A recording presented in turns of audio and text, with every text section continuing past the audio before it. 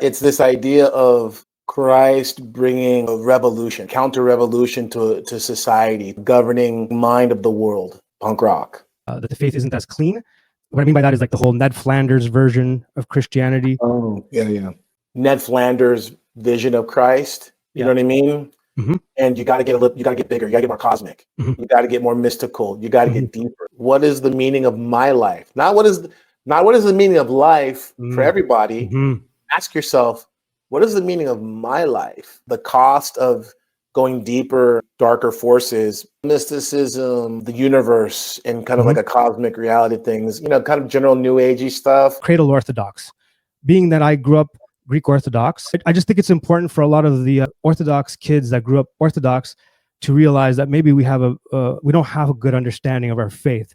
Dear friends, welcome to the Study of Stuff. My name is Mano Iliad. As always, thank you for joining me. This particular interview and episode is pretty interesting for me. Look, my comeback to the faith that I was raised in, Greek Orthodox, Eastern Orthodoxy. So it's a big deal for me. As I release this episode, I've currently just recently released a track from my former band, The Drop-Ups, called Nous. The interesting thing about that song is that I wrote that song during my whole New Age sort of stuff. The odd thing is that when I started to look at the lyrics, it actually didn't read like a Hermetic song. It didn't read like a song about Hermeticism. It actually read like a song about Eastern Orthodoxy. If I replaced the word viol, which is commonly referred to in the Kabbalion, with the word God, and all of a sudden, the song was literally about Nous from the Eastern Orthodox perspective. I sent it off to my church father just for confirmation to say, like, am I crazy or is this whatever? And he's like, no, this reads like an Eastern Orthodox song. This is very, very much about Nous in the Eastern Orthodox perspective. Anyways, if you like the sound of that track, go check it out. Soon the video will be out. A lot of people have listened to the show that have asked me about the New Age deception stuff and social engineering and culture creation. I've been really doing a deep dive on the work of John Coleman, Daniel Esselin. Up until about a year or 2 years ago, I was highly immersed for almost 20 years into like the New Age. Now, I didn't even refer to myself as New Age, and I didn't even look at it as New Age. I looked at New Age as kind of like surface level stuff, kind of like oh my god, like yoga and crystals and like, oh my god, TikTok, and I'm witchy, I'm into that. Naively enough, I didn't realize just because I was into like the deeper stuff, for me it was Hermeticism. I was deeply immersed into that. The Kabbalion, which I'll be talking about in some future episodes, for over 20 years. Like that was like my home. And I just wanted to make a few things clear, because I know a bunch of people are going to be like, oh my god, this guy, like he left the New Age and he's like right into Jesus. That isn't the case. As I was digging deeper into New Age deception stuff, I started to go deeper and deeper down this rabbit hole of social engineering, culture creation, and New Age deception. And I started to read a lot of the documents that were being presented in the book, and kind of pulling out a lot of the white papers that they reference, and looking at a lot of the history that they're talking about. I came to realize that a lot of the stuff that's in the New Age, and a lot of the key individuals that were behind the beginning of the New Age and putting the New Age together were actually, in fact, part of the social engineering experiment. The whole thing with Eastern Orthodox and how that kind of came into the picture, I was really into Hermeticism and stuff like that, and the Kabbalion. And then only to come to realize that really New Age is just a watered down Gnostic Hermeticist light. That's all it is. I started seeing individuals that I really highly respected in the truth movement, the conspiracy world, whatever you want to call it. That world started making reference to being Eastern Orthodox. Key individuals was James Perloff and Jay Dyer. Jay Dyer was a big one. Oh my God, they're talking about Eastern Orthodox. That's kind of weird. And I really respected these gentlemen and a number of others. Going into like the world of Eastern Orthodox really kind of stuck with me, and I wasn't really sure what to make of that.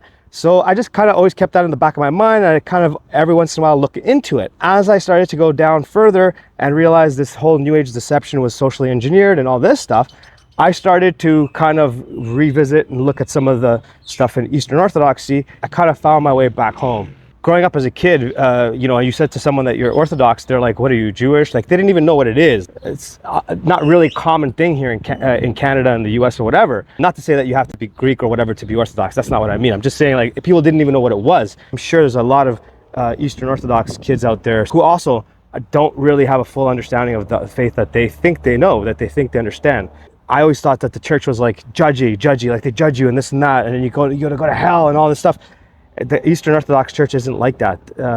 Even the concept of hell in the Eastern Orthodox Church is not what you think it is. It's not what I thought it was. One of the key things that twisted my mind was understanding that this whole concept of judging good versus evil, hell, and all that stuff, that wasn't actually an Orthodox perspective. The Orthodox Church is viewed more as a hospital, a hospice for the soul, for sick souls. Flash forward to the last couple of years, as I started to walk away from the New Age, and one of the key individuals that I came across was Father Turbo Qualls.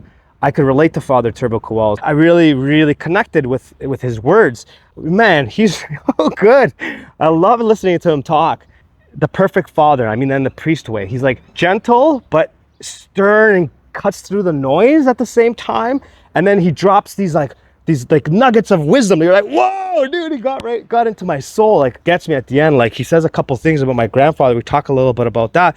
And oh man, he just got me. To this day, I'm still thinking about it. So Father Turbo Qualls' history is like, ex-tattoo artist, punk rock, subculture guy, turned priest, iconographer, just an all-around amazing individual. Like, what a great priest. I mean, check out his podcast, The Royal Path. You'll see exactly what I mean. Like, he just cuts right through the noise and he gets to the meat and potatoes, and he does it in a great way, where he does it in like a way where it's how you would expect a priest to do it. But at the same time, he's got a kindness, but a reality to it. I'm excited to be talking more about this journey and a lot of the things that I'm kind of thinking of and figuring out. A lot of the subjects we touched upon: punk rock, rebellion, subculture, the occult.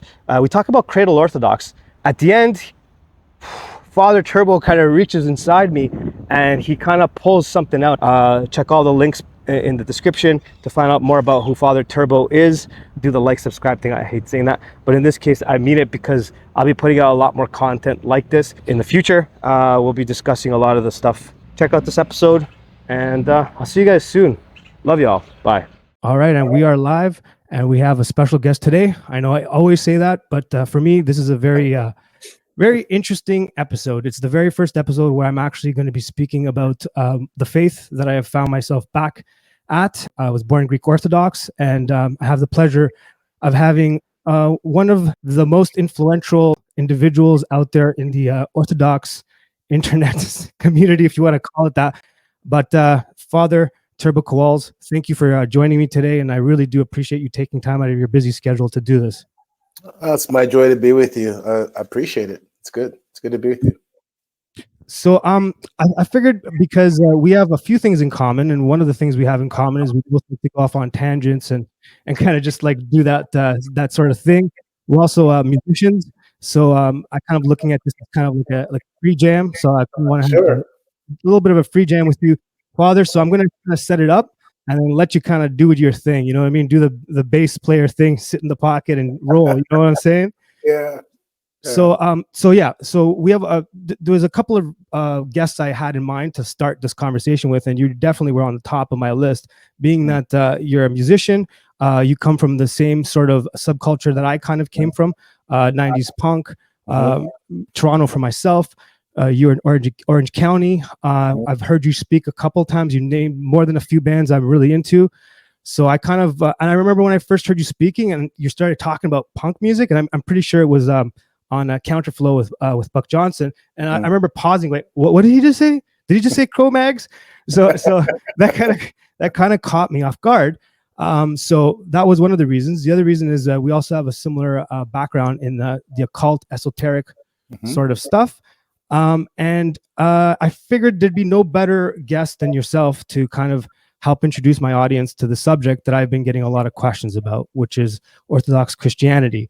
And there's like three main areas I kind of want to focus on. One is a little bit of I want your story. Like, I definitely want to hear your story, because your story is very powerful, and I know a lot of my audience will relate.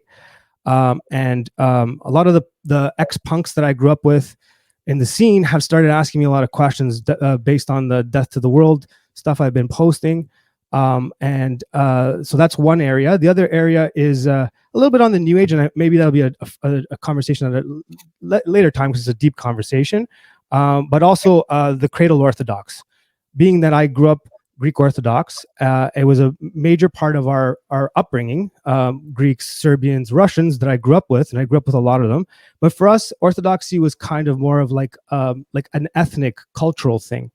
Not to say that we didn't believe or didn't attend church. We did, but we didn't really take it as serious as I do now that I've kind of found my way back. And one particular thing was that I hadn't realized that I had a very limited understanding of what it meant to be Orthodox. I had preconceived notions of the faith, and a lot of those deterred me and actually pushed me away from the faith. And they were really my misconception of my own faith. Example would be the concept of hell. I had this belief that it was very much like a judgment. You're judged and you go to this fire burning place. And when I heard a few Orthodox priests refer to the Orthodox Church as a hospice and a hospital for broken souls, it really changed how I viewed the faith.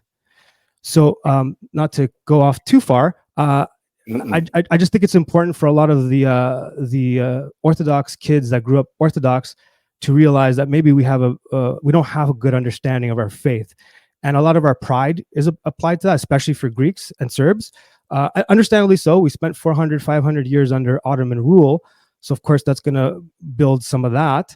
But anyways, I'll leave it to you to kind of steer it from there. But I believe your story is actually extremely helpful and will help a lot of individuals understand that the faith isn't as clean as it was viewed. Like, what I mean by that is like the whole Ned Flanders version of Christianity. Oh, yeah. And I was listening to Father Valdez speaking, reading from Death to the World, and he was describing it as like dirty, real.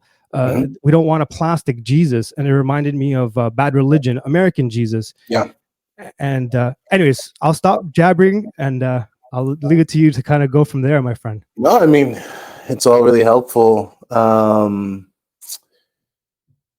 guess the first place to start is with Christ, and something that I been meditating on the last couple of days, and something I talked about actually last night. We have our own podcast, right? So we recorded last night, and I was talking about this thing that's been kind of running in my head for a while, which is excuse me, like the bigger context of Christ, in regards of not just Christ who we engage with as God, but Christ who changed the world, right? And I'm gonna excuse me, I'm gonna say something that I think in this context for your audience will be appropriate, but in other contexts, they'll kind of frown upon what I'm going to say, but I don't really care. I'm just going to say it, right? Please do.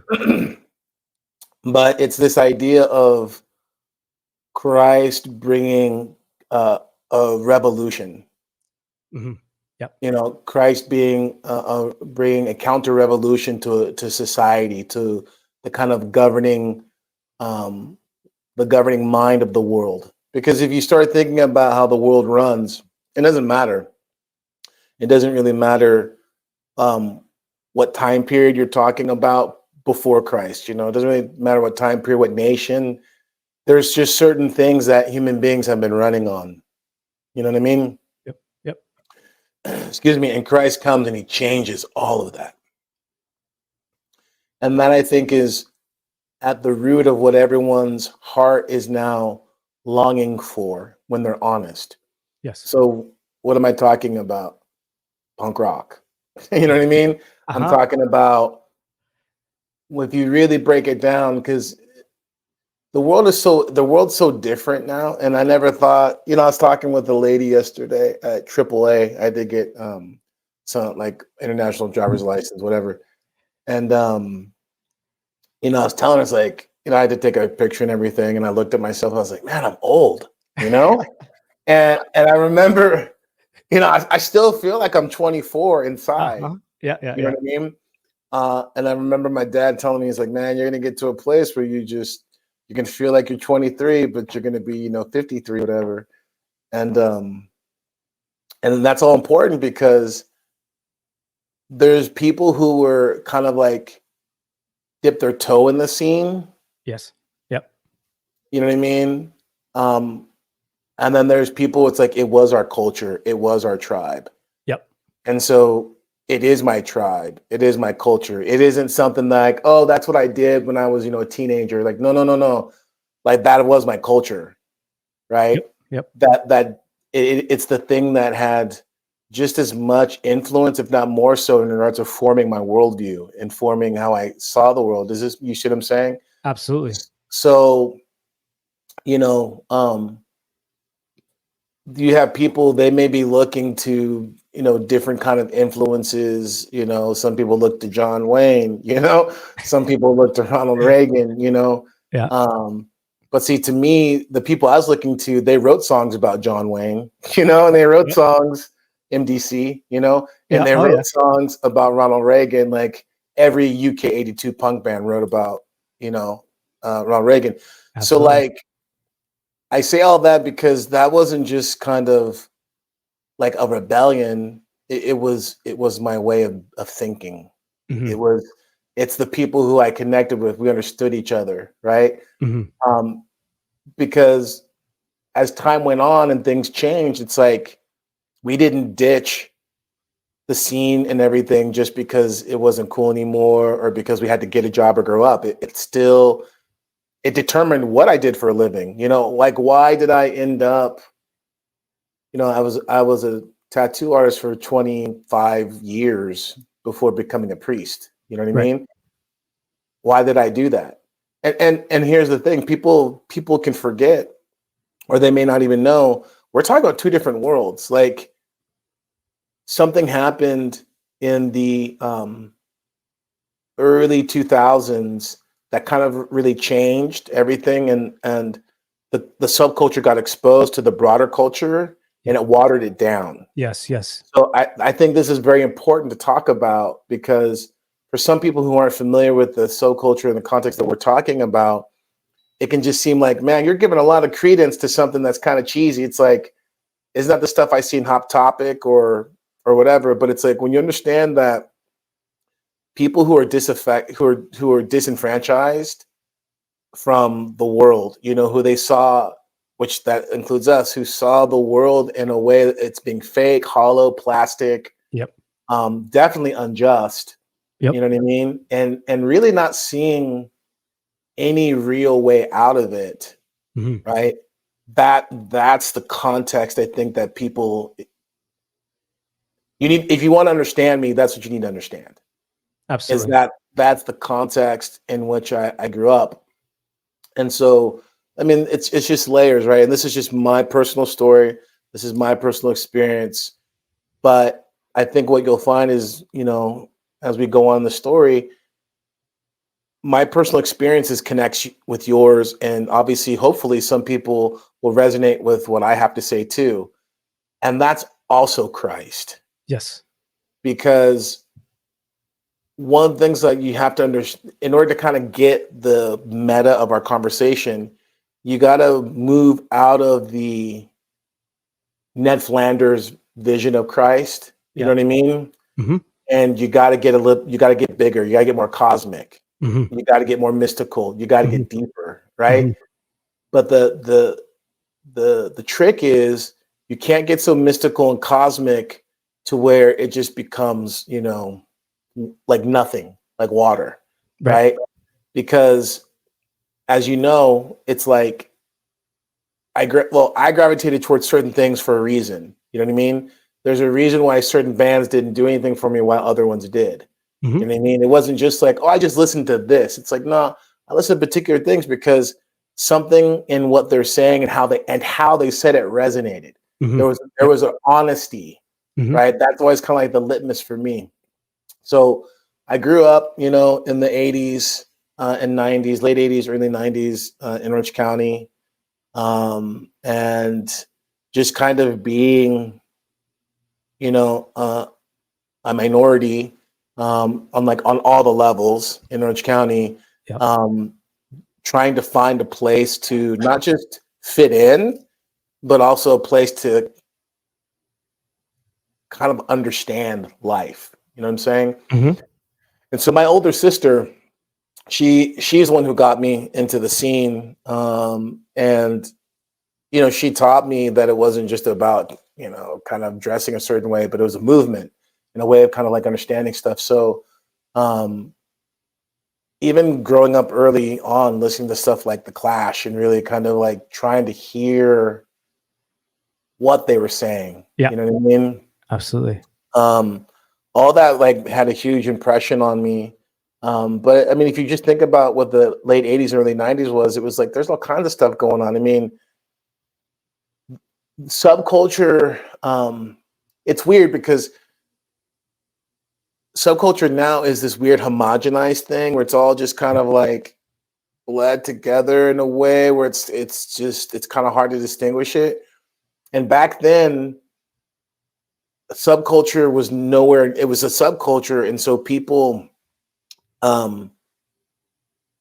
goths and Hessians, we called metalheads Hessians back in the day, right? I remember. Yeah. So like goths and Hessians and punks and skinheads and guys in the hardcore scene. Yeah. They would all kind of like gravitate the same place, like on campus, let's say. You know what I mean? All the bad kids smoking.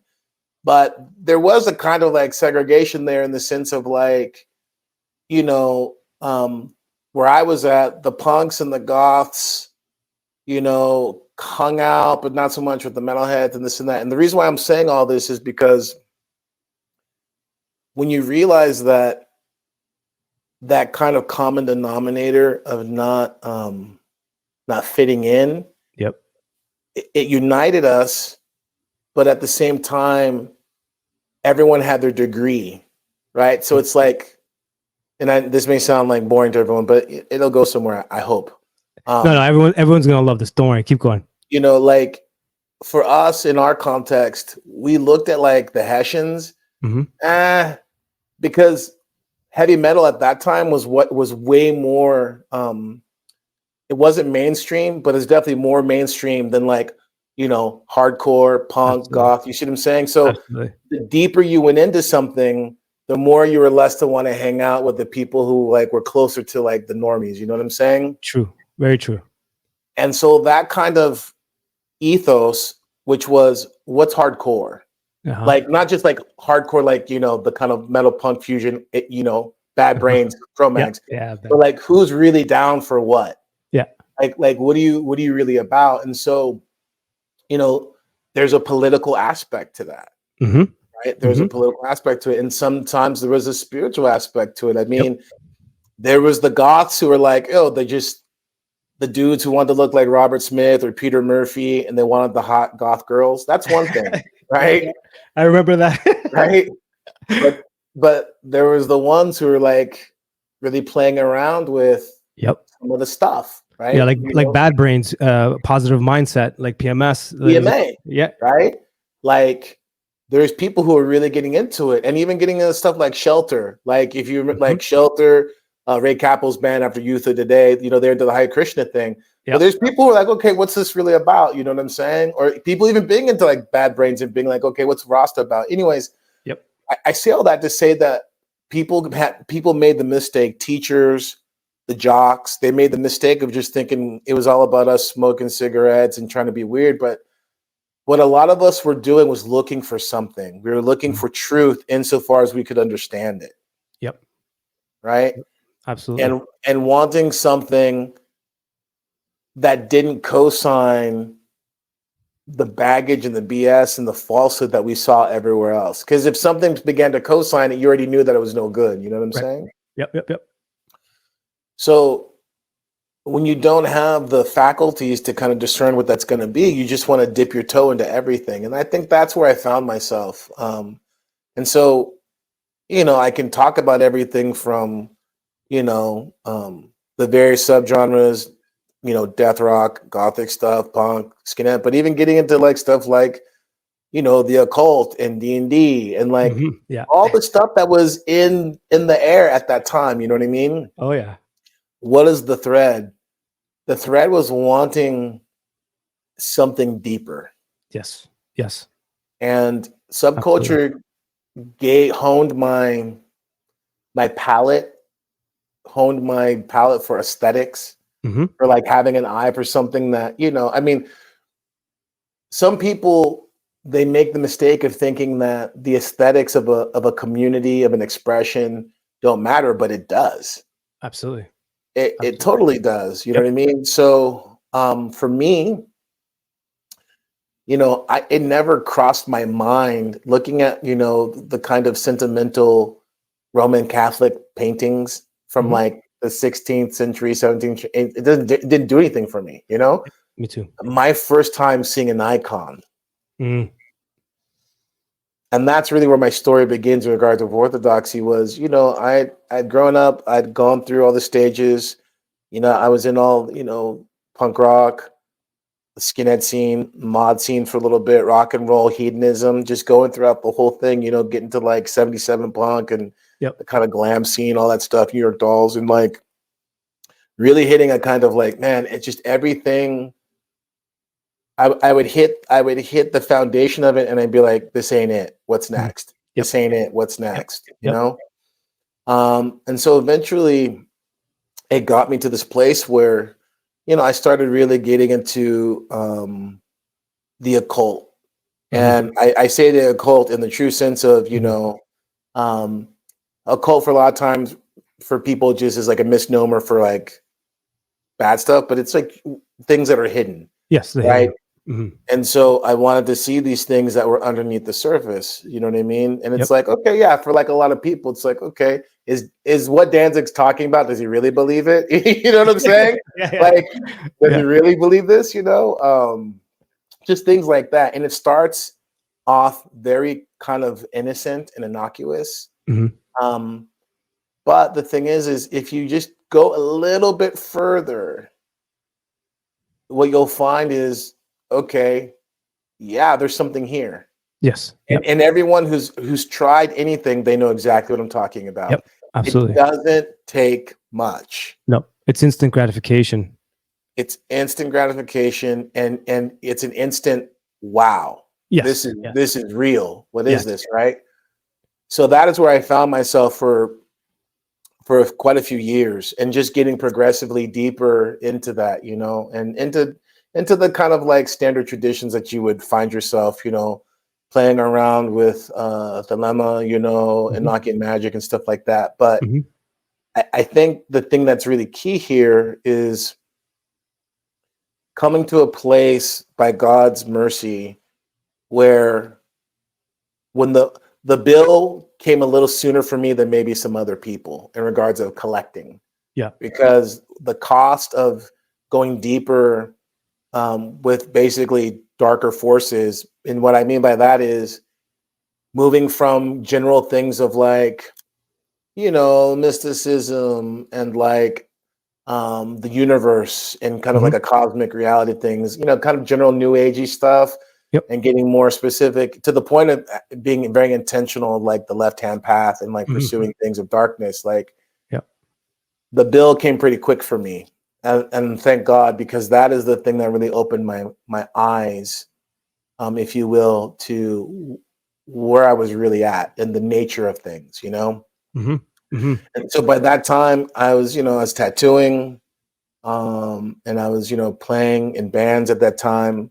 And, my life was given over to the lifestyle, but the people around me, they weren't really understanding what was happening with me. And a lot of people just thought, oh, too much psychedelics, he's just kind of like melting down. But they couldn't explain some of the phenomena that was happening around. And I think that reality, being in a space where you don't know exactly what's happening, but you know that it's real. And other people know that it's real, but they don't want to acknowledge it. See, that tension is something that I just chose to not run from. And I keep bringing that up because by the time I encountered Christ and Orthodoxy, I was already prepared to not worry about what other people think. It didn't really matter what people thought, how they saw it. It's like, what is true? Yep. And, can I get there? Right. And that's kind of part of that hardcore ethos. It's like, can I hang? Can I go down that rabbit hole? Is that making sense what I'm saying? Oh, I'm feeling it right now. I get it. So this is all the kind of stuff that I think you got to understand, because when we talk about orthodoxy, it isn't about, kind of going just through like the movements of something. Yep. Right. Yep. It's about having an inner fortitude and an inner disposition, because I'm just going to jump right into it.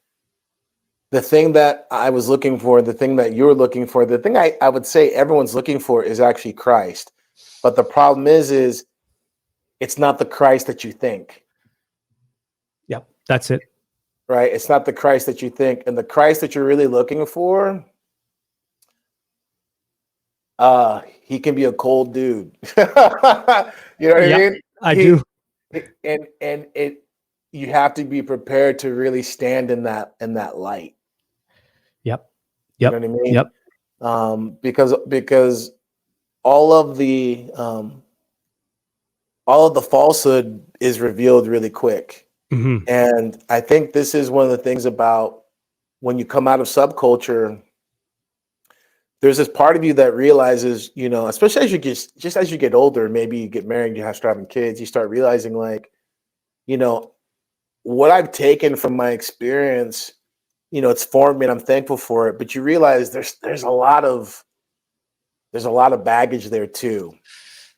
Yeah. You know what I mean? And you try to find a way to reconcile yourself. And this is where you see some people sometimes they're holding on a little too long. You know what I mean? Yep. And my heart goes out to them, because I know they're still searching, and they're holding on to things that they understand.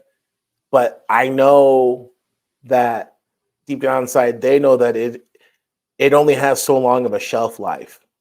Very true. Does that make sense what I'm saying? Fully, completely. Totally understand. And it's funny because you mentioned something that the truth, like that was one of the entry points for me, both from like getting into subculture, looking for that, what is true, what isn't true, that illusion that you see in society. And then it's also, I've heard it from many people in the quote unquote online Orthodox community saying that if you keep digging through truth, the bottom of the truth, you'll always end up back at Christ. And for me, I could totally relate to everything you just said. It's very, like, you hit it right on the nose. And I know a lot of people that I've been communicating with recently have been feeling the same thing after the last couple of years, especially because of that. Yeah. And I think this is one of the things, it's kind of crazy because the last couple of years is really key for a lot of people. Yes. Yep. And I really resonate with that because part of my experience was, I was under just the strongest of delusions. And the spirits that I was communing with, they would tell me all kinds of different, just delusional lies.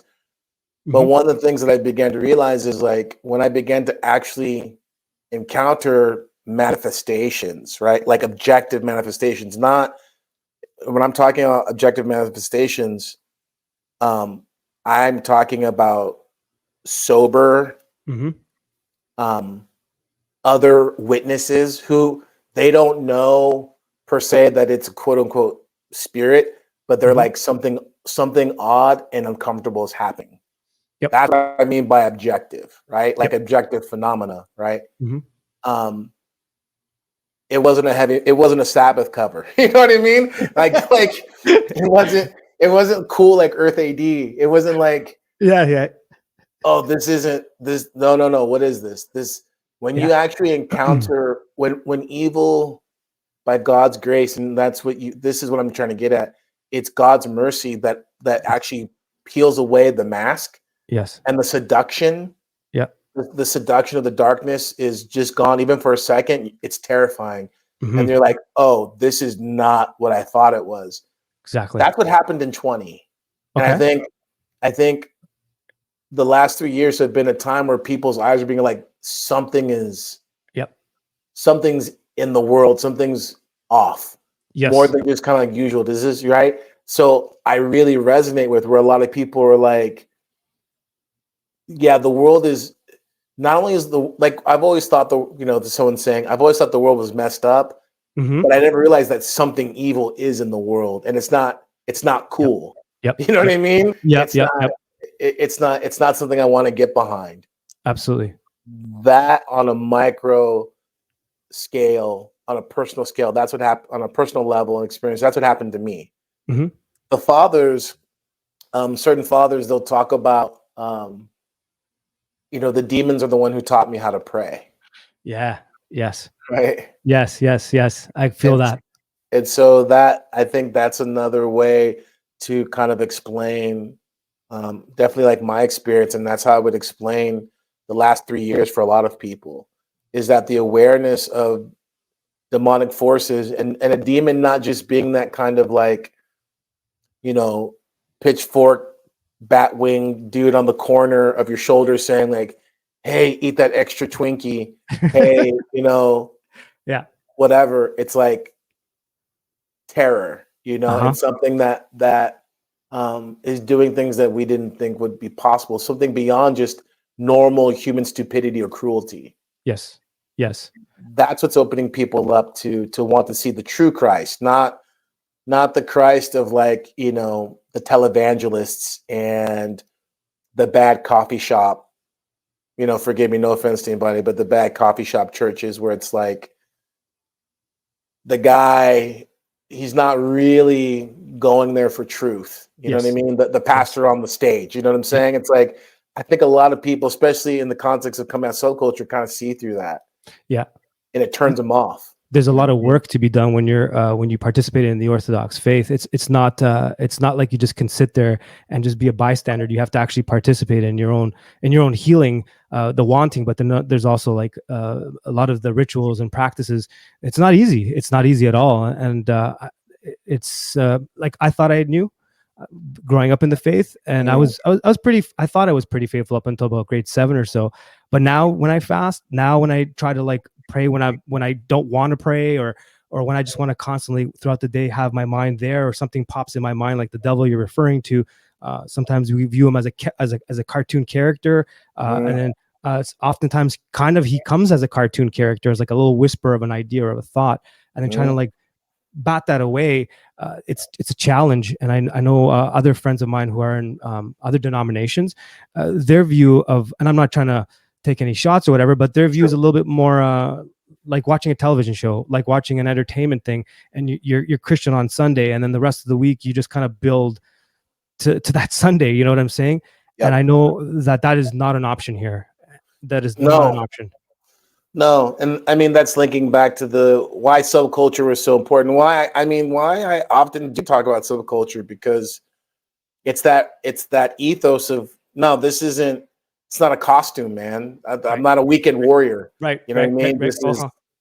And that's the thing is, if you're interested in Orthodoxy and if you're approaching it, I would just say that's the only way to approach it, because it's too tough. Otherwise, you know what I mean? Absolutely. But this is. Oh, I'm sorry. I just want to say real quick. But this is the thing about we have, and there's this. I'll grab it right here. This icon here. This is called like a Pantocrator icon, and you can see it in different ways. This is just designed a certain way. Yes. But in this icon, and this is the quote unquote archetype or pose you'd see in most Orthodox churches on the iconostas in the front of the church, right? Yes. But here, you have Christ holding the gospel or the law, and then here you have his hand blessing, right? Okay. Yes. So I've explained to people, this is Christ. And what a lot of people have, they have someone who's tried to cut Christ in half. Or some denominations, they just want nothing but the law. Judgment, hellfire and brimstone. You know what I mean? God hates you, blah, blah, blah. But then a lot of people, they've encountered nothing. They just want the blessing. And they want like, oh, Jesus is my best friend. Everything goes. There's no problem. And they're both wrong. Yes.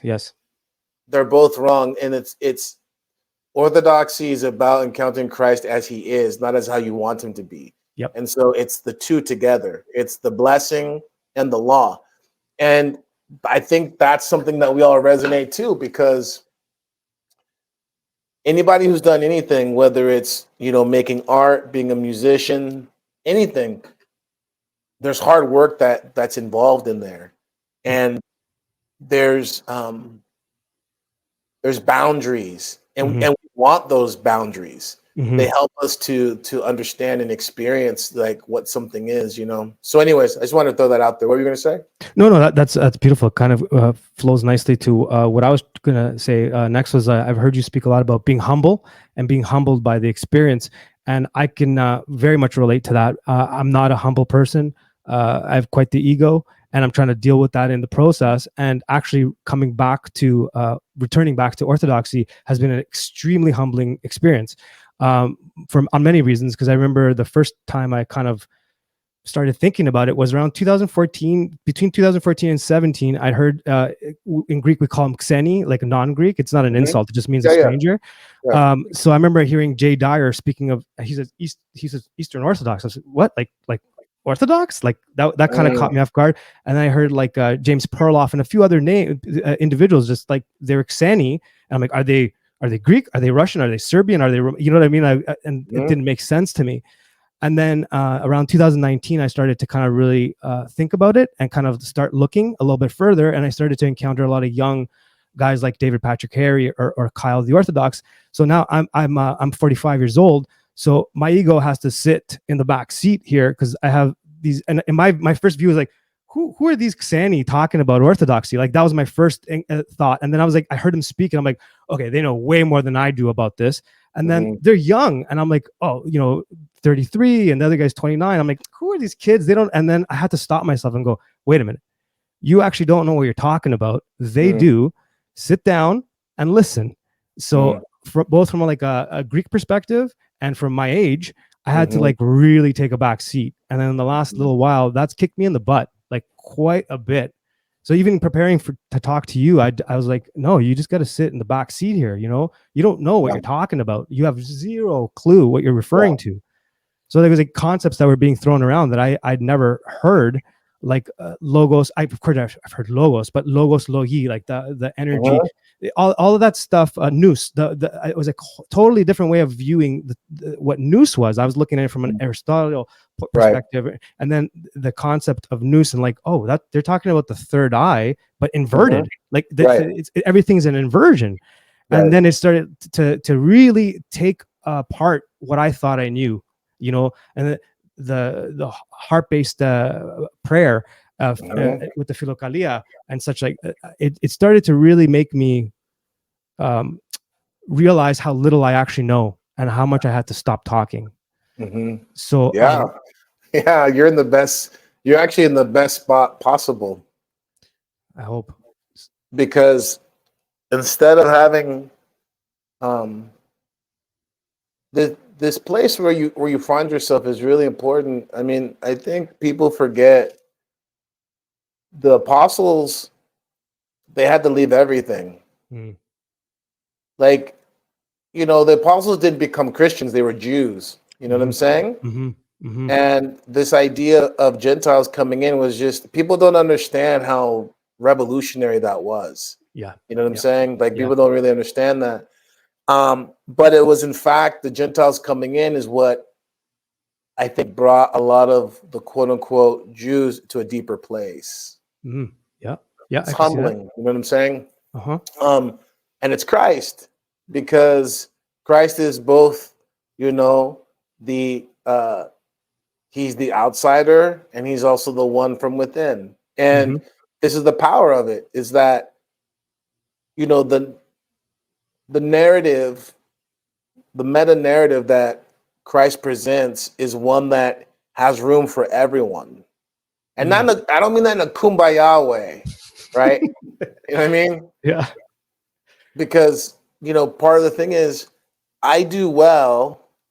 And the reason why one of the biggest honors for me is that I have Cradles who not only accept me, but they defer to me. right? Mm-hmm. So I lean into that, meaning I'm humbled, right? And I recognize that I'm a guest that's being grafted in. You know what I'm saying? I never lose sight of that. I don't lose sight of my, me being kind of an outsider is part of how I get on the inside. Does that make sense? Absolutely. So what happens is for a lot of people, when they start approaching Orthodoxy, they all of a sudden, you get these people that want to act like they're Russian or Greek or whatever. And they like, it's like, no, man, I had the benefit of, I couldn't get in. I couldn't fake it even if I wanted to. You know what I mean? I do. So because of that, it's just like, I just got to be who I'm supposed to be. But that's what Orthodoxy is about. Yes. It's about being who you're meant to be authentically. Yes. If you try to be something other than how you're designed to be, you're going to be missing it. You know what I'm saying? I do. You got to lean into that otherness. You got to lean into being Kseni or Ksenia. You know what I mean? Yeah. And it's in that you begin to actually encounter life. Because let me throw something out there, whatever. It's just tough because I don't want anyone to feel like I'm preaching. I'm just sharing my experience. You know what I mean? Please do. But like, there was an expression back in the day. I hate to use it, whatever, but it makes sense. Like in the skinhead culture, and I hopefully your audience understands. Like skinhead culture is a lot bigger than neo-Nazi stuff. It's like ska, like oi, and all that stuff. But there was a Foreskin song called "Clockwork Skinhead," and it was this idea of the guy who was like, he was a mod one day, he's a punk one day, he's a rude boy one day, and just kind of like cycling through all the different kind of facets of the subculture, right? Well, I think people can have that happen when they start approaching just kind of spiritual life in general. You know what I mean? I'm going to do yoga. I'm going to do whatever. And then even when they kind of get past that and they find Christ, okay, I'm circling around evangelicalism, whatever, non-denominational. And then they get to like traditional church and it's like, okay, Catholic, Orthodox, blah, blah. But even when someone finds their way in towards Orthodoxy, there can be a real temptation to want to take on an affect. Do you know what I'm saying by an affect? Yeah. And like, I get it. You got to spend your time learning the language of the culture, right? Meaning, how do you do your bows? How do you make your cross? Like that's fine. You know what I'm saying? But there comes a point where you got to move past that. And the way to move past that is understanding what Christ wants is to integrate me into a whole being. In other words, my mind and my heart shouldn't be operating on two different frequencies, right? What do you mean your mind and your heart? Well, if you think about how sometimes as people, we have a vision of how we want our life to be, and we'll do everything we can to pursue that life. But if you can imagine how maybe times in your life where your heart isn't in it, it's like that guy who gets into pickup culture, and he, you know what I mean? And he gets into it because it's like maybe he was like bullied as a kid or whatever. He just wants to feel good about himself. But as he starts going through it, it's like his heart's not in it because he knows this isn't right. Does it make sense what I'm saying? You can just absolutely. It's the same thing. Like when you come into it, it's like people want to be hyper correct. They want to learn all the things. I got to know everything. I got to do everything just right. Yep. I just want to encourage people, if that's, it's good to just get through that phase real quick, because what it's about is having your heart and your mind lined up to where you aren't living like you're not being hypocritical, right? You're not living this kind of like double standard life, but you're actually just being humble and realizing, like, honestly, what is the meaning of my life? Not what is the meaning of life for everybody. Ask yourself, what is the meaning of my life? Right. Because the thing is, if you're asking the meaning of life for everyone else, you're going to miss it. Right. Absolutely. Because it's like you're worried about what everyone else is doing. That's vainglory, as we say in the tradition. And it's like you get caught up in like, how can I mold myself to make this group of people think I'm with it or whatever. That's you're missing it. But if you ask, what is the meaning of my life? Mhm. Now that's a question Christ not only can but wants to answer. He wants to answer that for you, Mhm. right? Because I think if anyone finds my rambling and incoherence, if they find anything interesting in it, I think what people recognize in me is they see someone who's authentically okay in his own skin. Yeah. Does Very that true. do you feel what I'm saying? 100%. Like I've already been there, done that, in that sense of not in a proud way, but it's like I am who I am and I lean into it. Uh-huh. Right? I'm not trying to be a Serbian. I'm not trying to be anything. Mhm. Like that's the thing is like I'm not trying to come off as like I'm Father Turbo and you know what I mean? I'm not it's like yeah, I'm crude. I talk about stuff people think is like but this is who I am. Mhm. This Absolutely. this is who I am. And I know from experience, this is what Christ wants out of all of us, just for us to be who we are. Does that mean like, come as you are? Like, yeah, but God loves you enough not to keep you there, Mm. right? Yeah. And, God, He can save the sinner you really are, not the saint Mhm. you're pretending to be. So, Ooh. Okay. this whole thing of people want to pretend to be like, pious and good, and I don't Uh-huh. do that. I think that's one of the attractive things about Orthodoxy is like there's so many saints that are a mess. Yes. That Yes. were Saint Moses the Black. He was Yes. a robber and a murderer. Saint Mary of Egypt. She was Yeah. worse than a prostitute. You know what I'm Yeah. saying? You find these people that did not live perfect lives. Mhm. Lean into that a bit more. Those are great. Yeah. Yeah, this is the thing. Saint Cyprian Uh-huh. of Antioch. He was a sorcerer.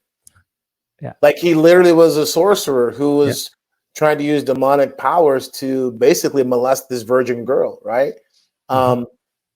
This reality that God is looking and how has it sounds like a cliche, but God did come for the sick and the broken, Mm. which that's Mhm. me. Mhm. Mhm. Me You know what I too. mean? Sick Yep. and broken. Yep. And you can't be healed of something that you can't acknowledge, that you won't acknowledge it, because Right. you'll always be hiding it, you'll always be covering it. Right.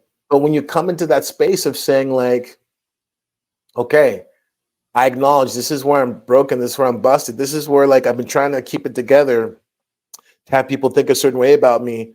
I think I'm tired of that. Mm. That's the space where I'm going to say this too. Christ moves out of an archetype or a mythological figure Mhm. into the living God. And that's the key thing here is people struggle with encountering Christ in the heart. They can get behind Christ in the intellectual way, Mhm. kind of like a lot of people find their way through Jordan Peterson. You know what I mean? Right. Right. Which is great because he's giving a psychological, sociological way of understanding Christianity and the things of Christianity, which is totally great. But like, there's something, or I should say, someone beyond that, and that's getting into the. In order to understand what I'm talking about, you have to get into the heart. But in order to get into the heart, you have to be honest about who you are. So your ego and these things that are even sometimes shameful, if you're trying to constantly bury them, you're going to struggle, because it's only in that acknowledgement of what's really going on with you that these mystical spiritual um, moments of connecting with God, with Christ, with the divine, whatever, they're only really possible in that sphere, because anything else is delusion. And I think that's a big part of this. Like, if you've gone this far, it's like, who wants to be deluded? Who wants to have something that isn't based on truth? Getting back to the first part of our conversation, you know what I mean? Oh, you're muted.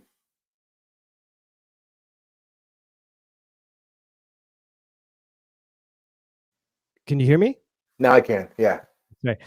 No, I was saying that the denial of what is, that seems to be a very a big thing nowadays, whether we're talking about gender issues or God, the devil, whatever, all this stuff. And I do find that what you said to be very, very poignant, that if you can't within yourself see the flaws or issues, how could you possibly ask for healing from Christ and the church itself? And I think what you just said there, it's a really good yeah, I really like what you said there. It's very powerful, and I'm sure it's going to connect with a lot of people. I know we're getting close to the end, and I want to definitely respect your time. So I just wanted to actually share with you a few people sent me a few people that you had a direct effect on, sent me a message. Is it okay if I read it to you? Sure. Okay. So some hate mail, huh? no, it's the opposite. We used to work with this girl. Her name is Anissa. We worked in this hyper woke company called Lush, and we experienced some interesting things at that place. So I told her I was gonna be interviewing you. Sorry, I'm trying to find it. I was telling her I told her I was gonna interview you, and I know she's a big fan of yours. Where did she put it? Here you go. Sorry, just give me 1 second. No problem. I should have had this prepared. But the reason why I wanted to mention this is because I know that you've spoken about internet orthodoxy, the pros and cons. I that was a wonderful podcast you guys did on Buck's on Counterflow with Buck Johnson. And I'm going to put that in the show notes because I think part 1 and part 2, they're fantastic. And you guys nailed a lot of things. And actually, myself, as someone that wanted to participate in the creative sphere, I had to really think about how I wanted to present all of this. And I found it very effective. And I know that there's pros and cons, and it's kind of like a bit of an issue in the world of orthodoxy today. And I just wanted to use this as an example where it's a very positive thing. So she says, yeah, I asked, can I talk about you, whatever. So first of all, she was raised Muslim.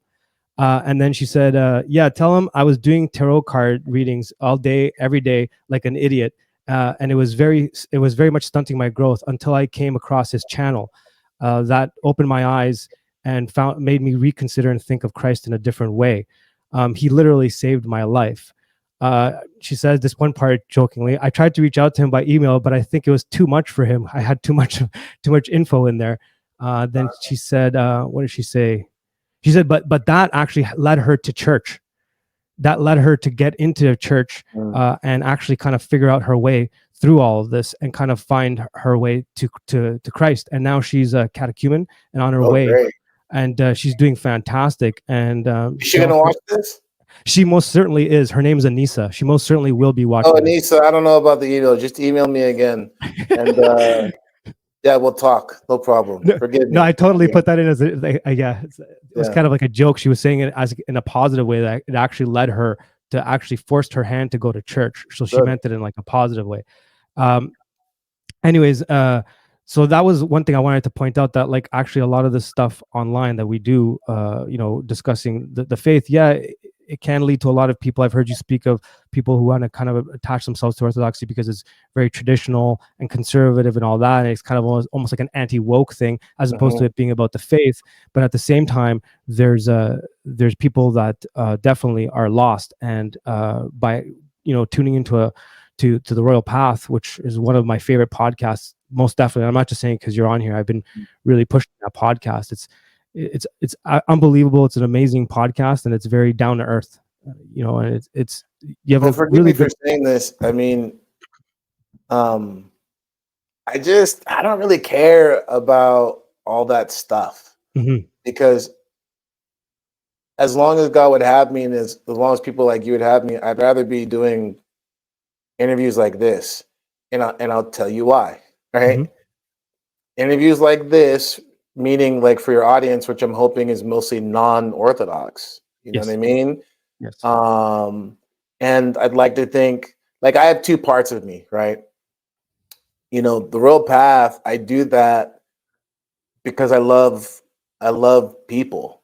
And I love God's people. And I hope this makes sense when I say this. This is kind of weird even talking about yourself, whatever, but I do that because I know that people are really hungry for Christ. Yes. They're really hungry for depth. Yes. And I know that sounds arrogant, like I'm giving people Christ and giving people depth, but like the one thing I'll say, the one thing I'll say about myself is, this sounds terrible, but other outlets can give people lots of good information. Mhm.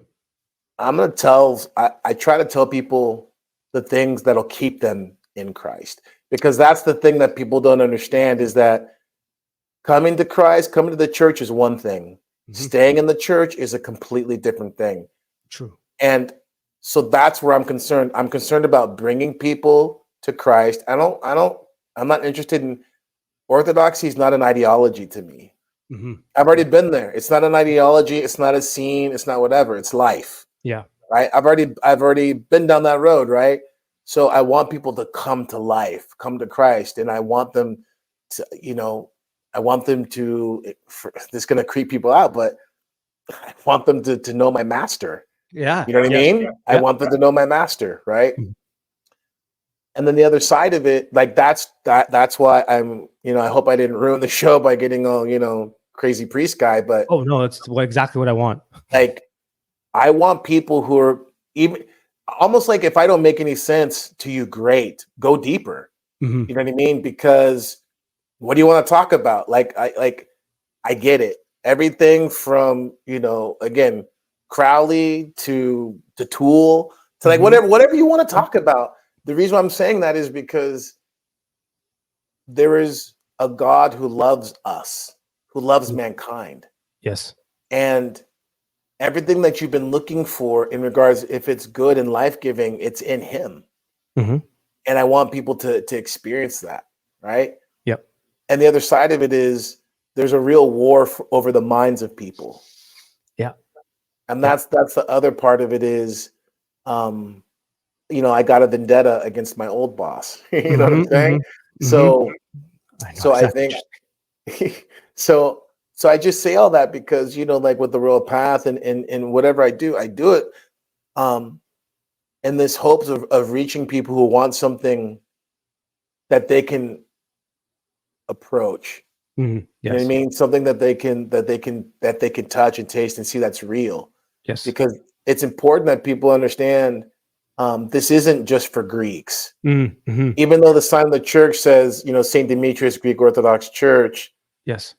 it's not just for Greeks. That's right. And it's for people who want truth, Mhm. right? Yes. Yes. Anyways, forgive the soapbox. I just wanted to throw that out there. Oh no, you shouldn't apologize at all. That's perfect. That's really well put. One last. Can I ask one last question before we head off? Boom. Okay, so my one of good friend of mine, Serbian friend of mine, George, who also when I left Toronto, we were kind of on the same page, and it wasn't about Orthodoxy exactly. He was a little bit more kind of dipping his toes in that direction, but then out of nowhere, we just started talking, and we're like, "Whoa, we're both on the same like journey, right?" So he had a question. He had a question that he's kind of like trying to mull over and trying to figure it out. So I'm definitely going to paraphrase it. So sorry, George. I'll sum it up simply. He was describing two ways of dealing with issues in life from the perspective of the New Testament. One is like a very like handed kind of like be still and know approach, and then the other is like bearing your cross and kind of like struggling, and having those dark moments where it takes more effort. You know what I'm saying? And I know I've experienced that exact same thing. Where sometimes it's like a be still and know moment, and then there's grueling like Mhm. you're fighting something. So his question is, how do you approach it? Like, how do you use them as tools? Like, which way do you turn? He's kind of Yeah. confused in that way. I totally get it. So the way I teach my spiritual children, and the approach that I have is essentially resist, Mhm. and then once because it says in James, resist the devil and he will flee from you, Mhm. right? Mhm. And the fathers tell very clearly that if God's trying to speak to you something, like you get a dream, right? Or you get, some sort of great vision, don't accept it quickly as from God. Take it as it's not from God. Resist. And then about that third time, if it's from God, he'll let you know. Mhm. Because that grueling struggle that's always at play. Mm-hmm. And I think that the tension is the be still, know that I'm God. That comes after the struggle. It's safer to hedge your bets and struggle and resist. Uh-huh. Yeah. And if it's God, at that point, he'll reward you for being faithful in that sense of not opening the door to someone who wasn't the voice of your master. Because if you don't know, it's better to have a disposition of like, nope, I need to just resist this, hold, and just kind of like slug it out until God says, okay, now rest. I see. Right? Does this make sense? Yeah, you actually gave me goosebumps on that one. That explanation. Sorry, can I ask one last question? Because I know you're as much as you want. Go ahead. Okay. I'm gonna say something. I feel really bad about our interview today because I feel like I just kind of like rambled and didn't make any sense on things. So no. I apologize if I didn't give you the opportunity to really get into some of the things that you wanted to talk about. So forgive me. Oh, absolutely not at all. You actually nailed everything, and you this is what I wanted. This is like I said from the beginning, I wanted to kind of set you up and like let you go, because that's one of the beauties of the royal path. Is like it's like a free flow conversation. It feels like just a bunch of friends sitting in a room. Someone's a priest, the catechumens, and all that, and they're just asking questions and just talking. No, it's exactly what I wanted. So thank you very much. No, absolutely. I don't remember the saint's name. I wrote it down somewhere, but I don't have it in front of me. I heard you speaking about it. I believe it was on David Patrick Harry's podcast. I believe it was a Russian saint who was praying, and a demon came, but he mistook the demon as an angel. Nicetas. Sorry? Saint Nicetas of Novgorod. See, yes. Could you tell us a little bit of that story? Because I think that it really. Okay. Yeah. Let me jump in this, right? Yes. Because this is a common thing for a lot of us. Forget everything. If you're scratching your head and it's like, this guy's a fool, you're right. I am a fool. Forget everything I've said. Okay, forgive me. Let me say this one thing then. There's something about Orthodox spirituality that is only really found in Orthodox spirituality, and that is the understanding of what's called prelest, Prelest. Yeah. And prelest is spiritual delusion, Mm-hmm. right? Because St. Paul says, behold, even the devil comes as an angel of light. Mm-hmm. And we have the best explanation of this in the life of Saint Nicetas of Novgorod. Saint Nicetas was a monk, a monastic, who at one point in time thought he was experienced enough to want to become a hermit. And to become a hermit, to live on your own, is really for like the really advanced. And so his abbot was like, no, like you're not ready for that. Anyways, Nicetas finds himself in disobedience, and he finds himself asceticizing in his his cave, fasting, staying up all night praying, trying to become holy, right? Mm-hmm. And Nicetas only had a copy of the Old Testament, so he'd read, he'd pray, he'd fast. One night, his cave filled with light, and an angel appeared to Nicetas and says, Nicetas, God has seen all your works and your struggles, your holiness. What is God? What God wants to know, what would you want from him? Nicetas says, I want pure prayer. So the angel says, okay, when I appear at night, you read the scriptures and I'll pray for you, and it'll be as your prayer, right? So nights would go by, the angel would appear. He lift his hands in the corner and pray, and Nicetas would study the scriptures, right? Well, eventually word gets out, and Nicetas finds himself engaging with the kind of locals, and they're like, who's this holy elder? He's working miracles. He's clairvoyant. He's saying things like, oh, how does he know this? And word gets back to the abbot and the brethren at his old monastery, and they go and they say, like, okay, who's this guy? Who's the new elder in town, whatever? And they see Nicetas, and he's doing these things. He's showing clairvoyance. But the trick is the Holy Spirit gives the abbot discernment that Nicetas is only quoting from the Old Testament, never from the never from the New Testament, never from the Gospels. Mm-hmm. And the Holy Spirit shows him, Nicetas is in delusion. He's in prelist. Because what had happened was that angel was really a demon and had led him into this delusion. And so essentially they grab him, he's brought to repentance and exorcism, all that stuff. And Nicetas is then granted repentance, and to become a true miracle worker, he becomes an actual saint and eventually a bishop, right? But that account is one of many. I mean, our tradition has so many stories of monks being deluded and thinking the Mother of God is speaking to them, and come to my chapel, light my lampada, do this and that. And, the monk is being told, don't tell your abbot. And then eventually at one point in time, the abbot is given word, through the Holy Spirit, like, hey, something's going on with your monk. And the abbot would say, what's going on with you? And he forces the monk to confess, well, the Mother of God's been coming to me, this and that. And he, slaps him. It's like, you fool, that's the devil. He's going to kill you, because that happens with people, with monks would, walk off the cliffs on Mount Athos and things like that, because the demons are coming to them as angels of light. And I say this because I personally, not only from my own personal experience, but I know people who are still caught up in this, where they are being lied to by these spirits, which are giving them certain things that they think are peace and insight and wisdom and power and all this stuff, but it's not of God. Yep. It's a false light. Yep. It's the light from the light bearer. The bill is going to come. That's the thing. The bill is going to come, Yeah, I can relate with that personally. I've had those moments myself, so I totally.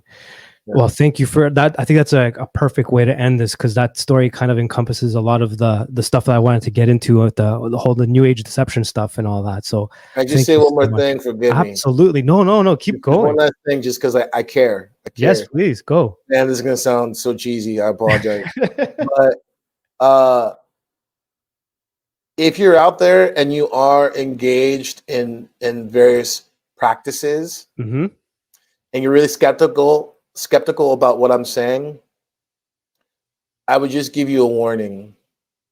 If you struggle with depression, if you struggle with self-pity, dark thoughts,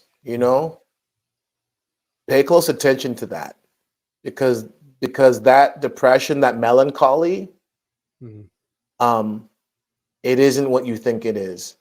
It isn't what you think it is. And I would challenge you that if you were to go for, 90 days and say to yourself, I'm going to go in between Christ, the Christ that's revealed, the second person of the Holy Trinity, as he's revealed in the Orthodox Church, and then whatever practice you're doing, and you were to kind of have a showdown, try it for 90 days, see what happened. I guarantee you, if you're dealing with ayahuasca, if you're practicing Inaki magic, reading John Dee, if you're into like whatever you're doing, if you kind of like go do that, and then you begin to, try to find a path towards prayer as it's found in the Orthodox Church, that depression is going to be highlighted. And I would say that depression is a sign.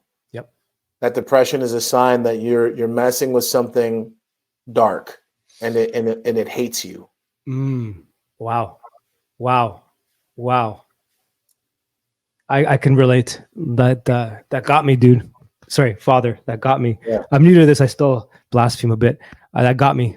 That's extremely true. And if you have a second, I wanted to play off of that for a minute, because I started, one of the things that kind of got me looking at Orthodoxy a little bit more focused and taking it a little bit more seriously was learning, seeing that everything that I was doing in the occult, esoteric occultism, was an inversion of everything in Orthodoxy, particularly Orthodoxy. And then I remember the moment when I don't know how I didn't know about the Jesus prayer, but like growing up, I didn't know. And first of all, it reminded me of my grandfather in Cyprus. When I'd gone to see him, he'd always be whispering something. Your papu? Yeah, my papu. And I said, like, what are you saying to yourself? And he'd say, oh, I'm just saying a little prayer. And I didn't realize until I read the Jesus prayer, he was reciting the Jesus prayer. Because my grandfather, like my namesake. That's why you're here. You didn't know that? I didn't. Honestly, you didn't know that? No. That's how you found your way back. Oh, yeah. I'm sorry. No, I did. I did. Oh, sorry, I misunderstood what you said. Absolutely. It's your papu's prayers. That's what you mean. Oh, no, I guess I didn't know that. That's why you're here. That's why you found your way back, is your papu's prayers. You just gave me chills, Father.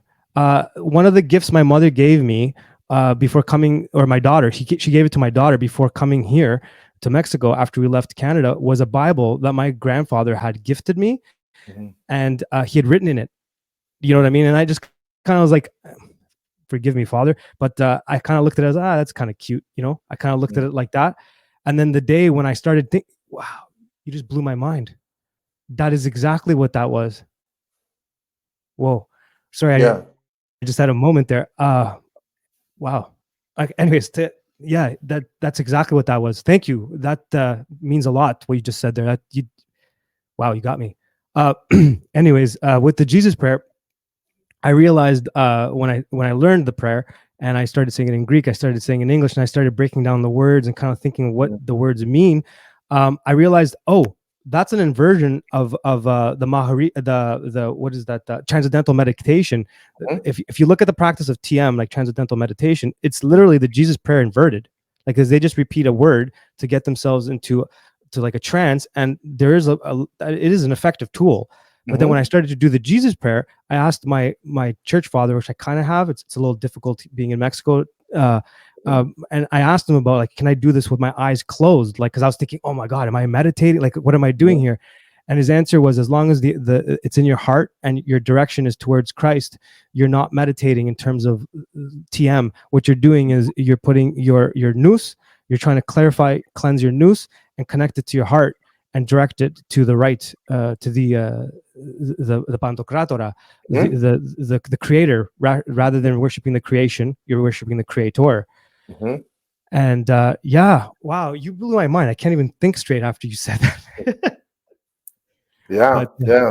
Make sure you light a candle for him.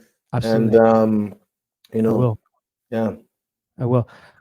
Well, Father, if you have any final things to say, as well as please plug anything you're doing, make sure you tell everyone about your amazing podcast and a lot of the great work that you're doing out there. And I'll give it to you the last few minutes. Sure. So I have a podcast that comes out. We try to do it once a week, but life is crazy. Called The Real Path. Please, everyone check it out. It's an acquired taste. I know for some people, it's too long and too rambly, but it's like that for a reason, because it is, believe it or not, it's like that for a reason. So, so you have that podcast there. If you ever find yourself wanting to get baptized, please check out St. Mary of Egypt. I think our address is stmaryofegypt.net. I think it is. It's the parish I'm at Kansas City, where I'm the priest. And we have a monastic community here, the Convent of the Mother of God, the Seeker of the Lost. And the nuns here make baptismal robes. So we would appreciate any support in regards of if you want a baptismal robe made by some nuns, but prayerfully made, and we'd appreciate that support there. And I think other than that, maybe, if someone wants to get a hold of me, you can do that through here, maybe, or even through the Real Path. And, I'm always open to, be of service if I can, because like, this is why I do this. I don't care about, being out there. I want people to, connect with Christ. And Anissa. Right? Anissa. Yeah, good memory. Anissa, I beg your forgiveness, and I hope you reach out to me. I'd love to hear what's going on with you, and that's about it, And thanks for having me. And again, I apologize for being rambly and not making sense, Oh, no, the pleasure's mine. Thank you so very much for being on the show, Father. Have yourself a great day. Yeah, thank you so much. Good to see you.